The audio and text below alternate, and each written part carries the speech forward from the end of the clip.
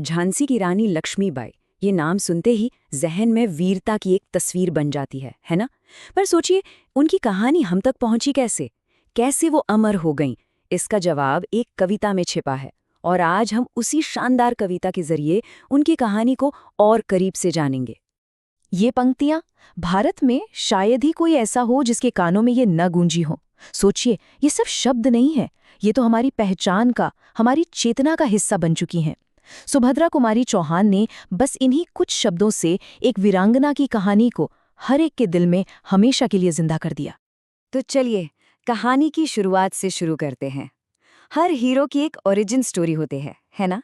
तो रानी लक्ष्मीबाई की कहानी की जड़ें हैं उनके अनोखे बचपन में।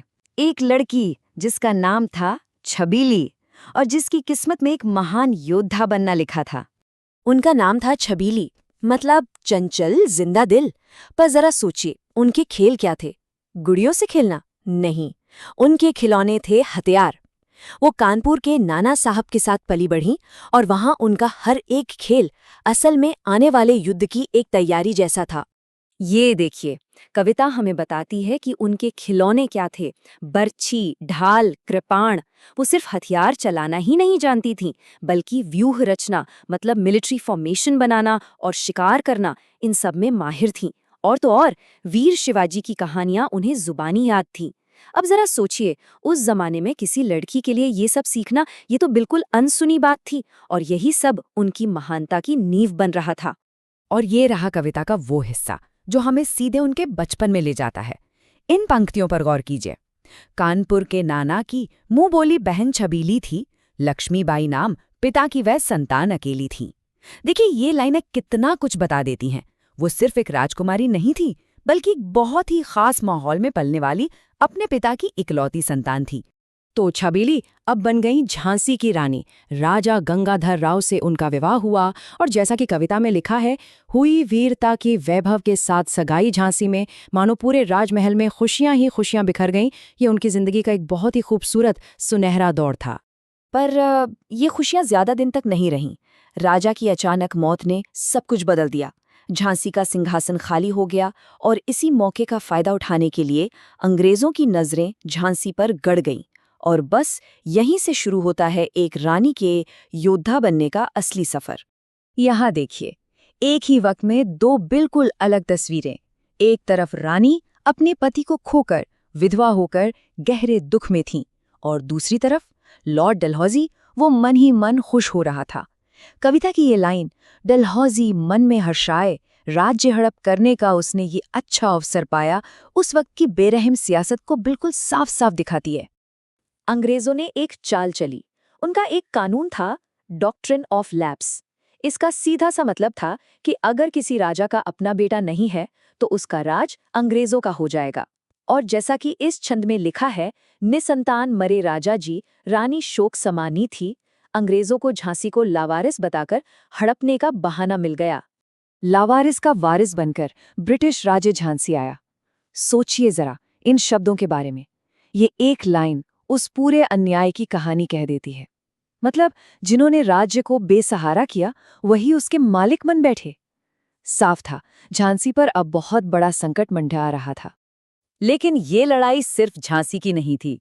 जो आग झांसी में सुलग रही थी, वो असल में पूरे देश में फैल चुकी थी। साल था 1857 और भारत के कोने कोने से बगावत की चिंगारियां उठ रही थीं। झांसी की लड़ाई अब आज़ादी की एक बहुत बड़ी लड़ाई का हिस्सा बन चुकी थी। तो सवाल ये है कि ये बगावत, ये विद्रोह आखिर इतना बड़ा कैसे हो गया?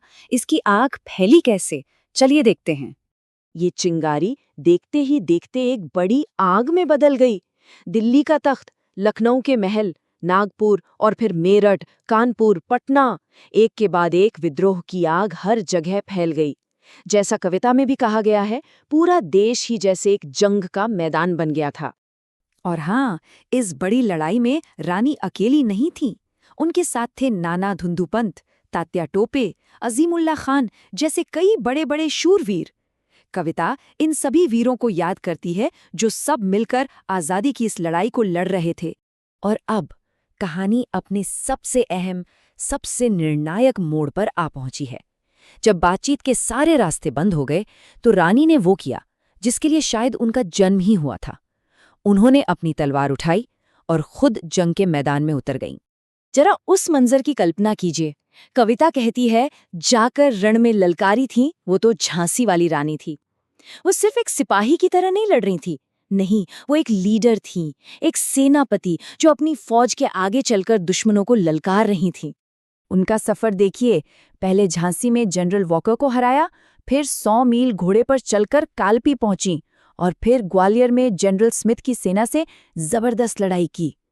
एक जगह से दूसरी जगह वो लगातार लड़ती रहीं, कभी हार नहीं मानी। और अपनी आखिरी लड़ाई में भी वो अकेली नहीं थी।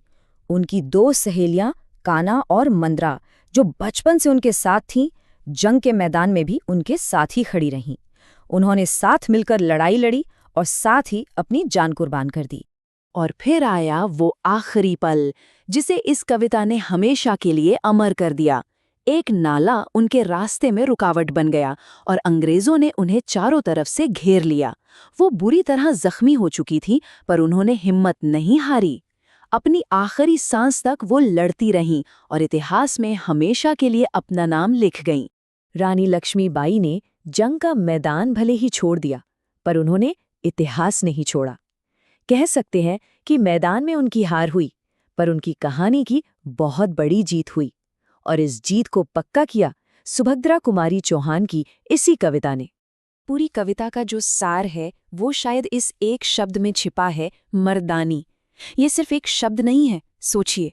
उस जमाने में जब जंग लड़ना सिर्फ मर्दों का काम माना जाता था, तब किसी औरत को मर्दानी कहना सबसे बड़ा सम्मान था। इसका मतलब ये नहीं था कि वो मर्दों जैसी थी, इसका मतलब था कि उनकी बहादुरी का कोई मुकाबला ही नहीं था। तो आखिर में ये कविता ही वो जरिया है जो हमें रानी लक्ष्मीबाई से जोड़ता है।